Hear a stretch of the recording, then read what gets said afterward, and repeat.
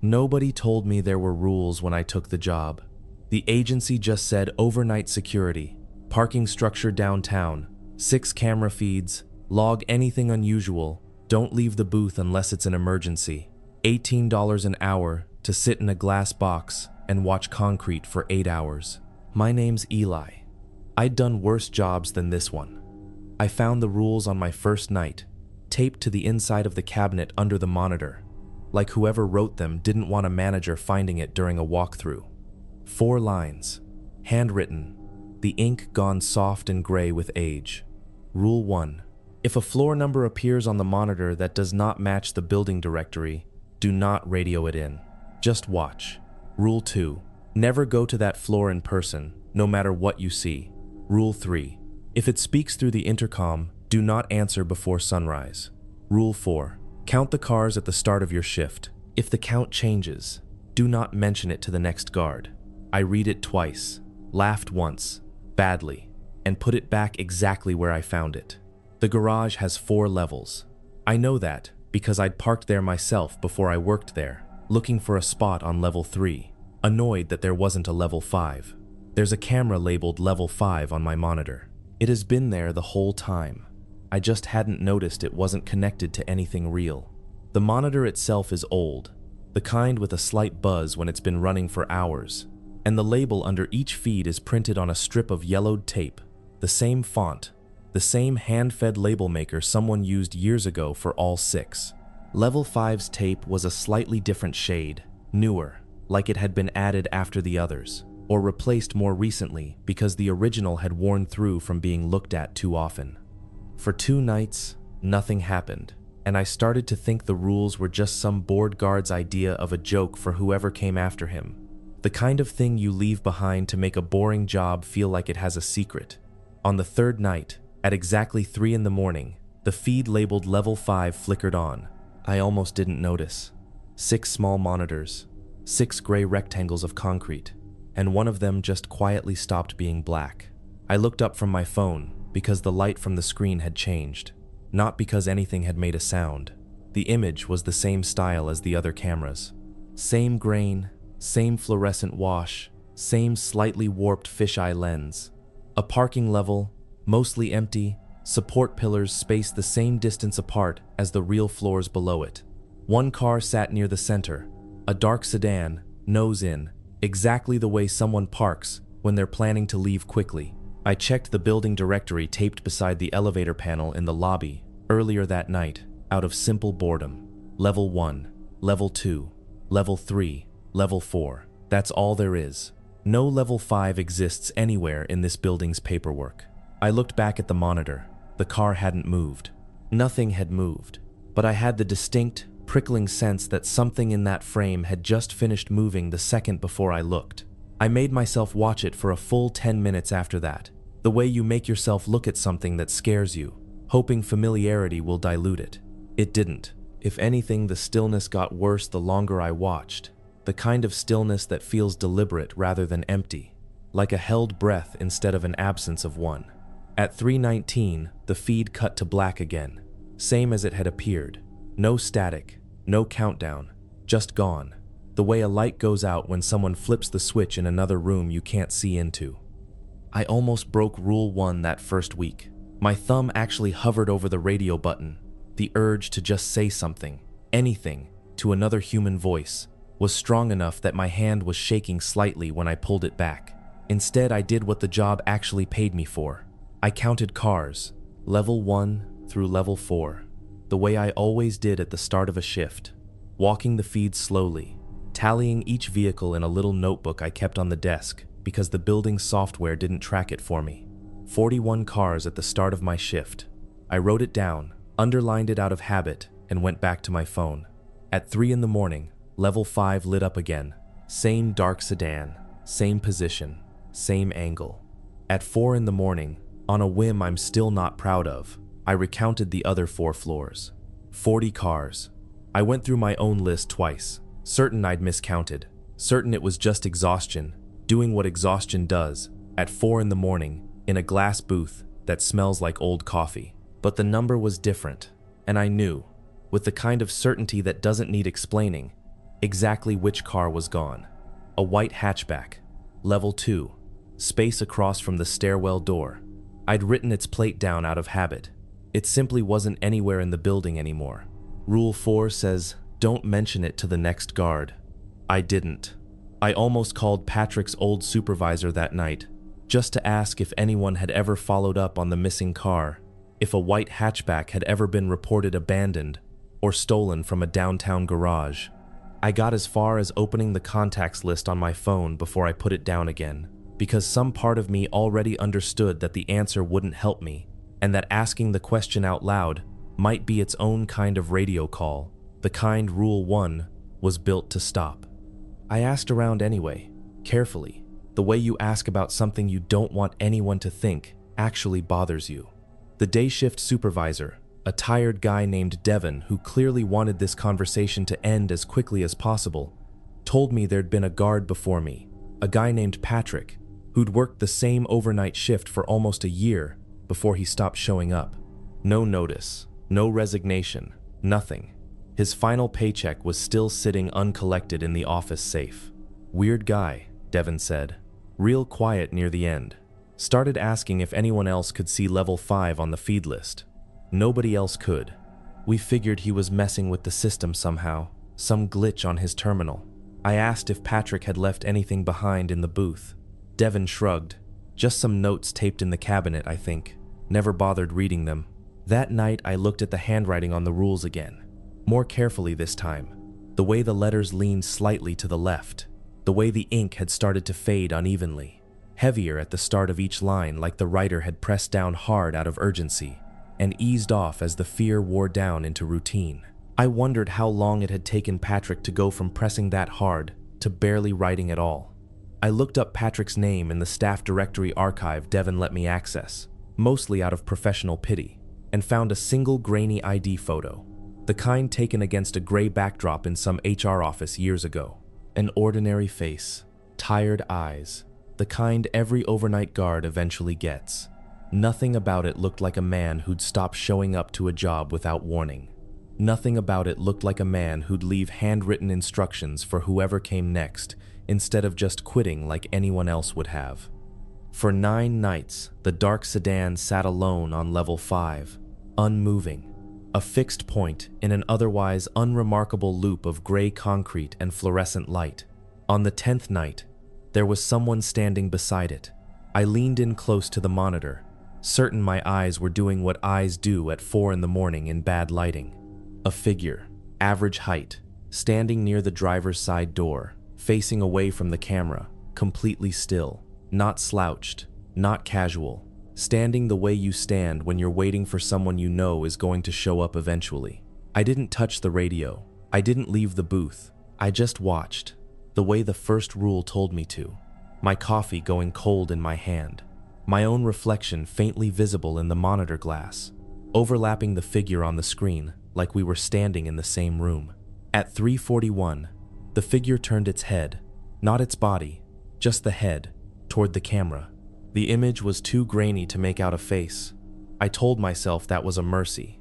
What I couldn't dismiss as easily was the angle, the precise angle of that turn, aimed not at the camera lens in general, but at the exact corner of the frame where I always sat watching from in the booth below. Like it hadn't been looking at the lens at all. It had been looking for me specifically, and adjusted once it found the right line. At 3:42, the feed went black, the way it always did before sunrise, as if someone had simply switched it off on the other end.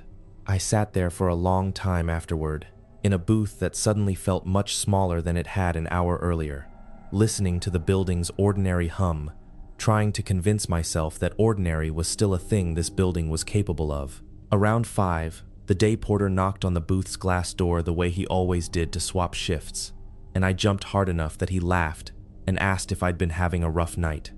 I told him it was just the coffee. He didn't push. None of them ever pushed, and somewhere in that easy, unbothered normalcy, I felt something settle in my chest that was worse than fear, a kind of loneliness, the understanding that whatever I'd just watched, I had watched it completely alone, and would keep watching it alone for as long as I kept this job. I started timing my shifts more carefully after that, watching the clock the way you watch a kettle you're afraid will boil over. The rules said don't answer the intercom before sunrise. They didn't say anything about after. On a Tuesday morning, 6 minutes passed when the sky outside the lobby windows had actually started turning gray. The intercom on my desk crackled. Not the harsh static the system usually made when day shift radioed in early. Something quieter, almost careful, like whoever was on the other end understood exactly how close to the rule's edge they were standing. A voice came through, low, slightly distorted, but unmistakably shaped into words. Eli. Just that. At first. My name, said plainly, the way a coworker says it when they're about to ask a small favor, not the way a stranger would say it through a malfunctioning intercom in an empty lobby. I hadn't worn a name badge in weeks. Nobody but Devon and the payroll system had any reason to know what to call me. I didn't answer. My hand actually moved toward the button before some older, more careful part of me stopped it. I sat in absolute silence, staring at the speaker grill like staring at it could somehow make it stop existing. The voice came again, closer to the microphone this time, like it had leaned in. You don't have to answer, Eli. I already know you're there. The intercom light blinked off on its own. No one called day shift in that morning to report a prank, and when I checked the visitor log for the lobby intercom panel, the only call logged that hour was mine, dialing out. At a time I never touched the receiver. I sat with that for the rest of the shift, turning the words over the way you turn over a stone looking for what's underneath it. You don't have to answer, Eli. I already know you're there. It hadn't sounded threatening. Not exactly. It had sounded almost relieved, the way you sound when a question you've been carrying alone finally gets asked out loud, even if no one answers it. That, somehow, frightened me more than if it had sounded angry. Anger I could have explained. Hearing my own name said that gently, by something that had no business knowing it, felt like recognition. The counts kept slipping after that, never by much, never enough to be obvious unless you were the one person in the building actually keeping track. 40 cars became 39. 39 became 38 the following week. A black sedan this time, level 4, near the elevator, gone without a single frame of footage showing it leave. I went back through 6 hours of recorded video looking for the moment it happened, frame by frame, my eyes burning by the end of it. The car was simply there at one timestamp and not there at the next. No gap in the recording, no static, no glitch a technician could point to and explain. I started recognizing the cars on level 5 before they disappeared from the real floors below. The dark sedan from the first night had been parked on level 2. I realized, scrolling back through my own old notebook entries, 3 days before it ever appeared upstairs. I hadn't connected it at the time. I connected it now, and once I saw the pattern I couldn't stop seeing it. Level 5 wasn't a different place. It was a waiting room. Whatever appeared up there had simply been moved out of its spot down here, set aside the way you'd set aside something you weren't ready to deal with yet. I checked the lot the next morning before I clocked out, walking level 2 slowly, counting spaces. Mine was the only car left in that entire row. I stood there longer than I should have, in the gray, early light, looking at the empty painted lines where cars had been parked just hours before. The oil stains still visible on the concrete, faint, dark rectangles marking where each vehicle had sat for who knows how many nights before it finally got moved upstairs. The stains felt like the only honest record left in the whole building, the one thing that couldn't be quietly edited out of a count or a recording. 2 nights later, the figure showed up somewhere it had never been before, not on the level 5 feed, on camera 4, the one bolted above the stairwell door on level 4, the actual stairwell, the one that led, if I was being honest with myself, straight up toward whatever I'd been calling level 5. The figure stood halfway up the visible flight, one hand resting on the railing, facing the lens directly this time instead of away from it. It hadn't crossed from one camera to another. There was no footage of it walking into frame. It was simply there, mid-step, like the recording had been paused on it and then resumed, closer to the real floors than it had ever been. Closer, I understood with a cold, specific certainty, to me. I told myself it was just to confirm the floor didn't physically exist, that I needed to see the empty stairwell landing or the dead-end wall where level 5 should have been in the real structure. Something ordinary I could point to and laugh about later. Before I left the booth, I glanced at camera 6 out of habit, the one aimed down the short corridor just outside my own glass door, the one that had never shown anything in months but the porter's cart and the occasional moth. It showed the figure now, standing at the far end of the corridor, facing the booth directly, close enough that for the first time I could make out the shape of a mouth, slightly open, like it had just finished saying something or was about to. It was no longer choosing distant places to appear. It had chosen the hallway outside my own door, the one space in the entire building I'd always assumed was safe simply because it was mine.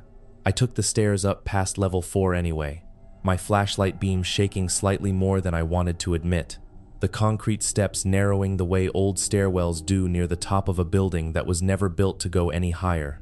The stairwell smelled wrong before I even reached the top. A flat mineral cold that didn't match the exhaust and rain smell of the floors below it. More like the inside of a refrigerator that had been left open too long. My footsteps stopped echoing somewhere around the last landing, swallowed up by something I couldn't name, and I remember thinking, very clearly, that sound shouldn't behave that way in a stairwell this size. The door at the top wasn't marked level 5. It wasn't marked anything. It just opened, when by every blueprint I'd been shown it should have opened onto open sky and the flat surface of the roof. Cold air hit me first, the particular damp cold of a parking structure at night. Concrete and exhaust and old rain, then the lights. The same flickering fluorescent wash from the monitor, stretching out further than the booth's grainy feed had ever made it look. The dark sedan sat exactly where the camera always showed it, nose in, doors closed, engine ticking faintly as it cooled, as if it had only just been parked. I didn't see the figure. I felt the space where it should have been standing, a patch of air slightly colder than the rest, directly beside the driver's door, like someone had been there seconds before and simply stepped sideways out of my line of sight the instant the door opened.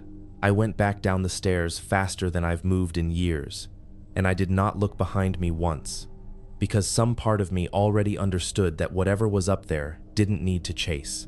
It only needed me to keep coming back. I gave my notice the next morning, told Devin some half-true story about a family emergency out of state, and he didn't push. The way people don't push when they're relieved someone else made the decision so they didn't have to think about why. My last night, I sat in the booth one final time, the rules still taped inside the cabinet where I'd found them, Patrick's handwriting fading a little more each week under the cabinet light. I almost took the page with me. I don't know what stopped me. Maybe some instinct that the rules needed to stay exactly where they were, taped to that exact cabinet, waiting for whoever sat down in this chair next. At 3 in the morning, level 5 lit up one final time, the sedan, the empty space beside it where the figure usually stood. Except this time, the space wasn't empty, and this time, it wasn't facing away. It was looking straight into the lens, the way you look at someone across a room once you've already decided they've seen you. Its mouth moved, unhurried, shaping something I couldn't hear through a silent feed, but didn't need to, because I'd heard the same 2 syllables clearly enough once before, through an intercom that shouldn't have known them either. I didn't wait to see anything else. I clocked out, walked to my own car on level 1, and didn't check the rearview mirror until I was 3 blocks away, parked under a streetlight, hands still shaking on the wheel. I think about Patrick sometimes, about his uncollected paycheck still sitting in that office safe, about how long it took his handwriting to go from pressing hard to barely there at all. I added a 5th rule to the cabinet before I left, in my own handwriting, press down hard the way his first line had been. Rule 5. If you start recognizing the cars before they disappear, you've already been counted. I never found out who they hired after me. Some nights I still wonder if they ever made it to a second week, or if level 5 simply added one more line to the list and kept waiting for whoever comes next. I still drive past that garage sometimes, on my way to somewhere else, never close enough to need to park there. I always glance up at the top of the structure out of some habit I can't seem to break, counting floors against the night sky, even though I already know exactly what I'm going to find. 4 levels, Same as the directory always said. Same as the blueprints always claimed. The roofline flat and ordinary, and ending exactly where it should. I tell myself that's the proof it's over. I don't always believe it, especially on the nights the top floor looks just slightly taller than the rest of the block around it, lit from somewhere I can't quite place.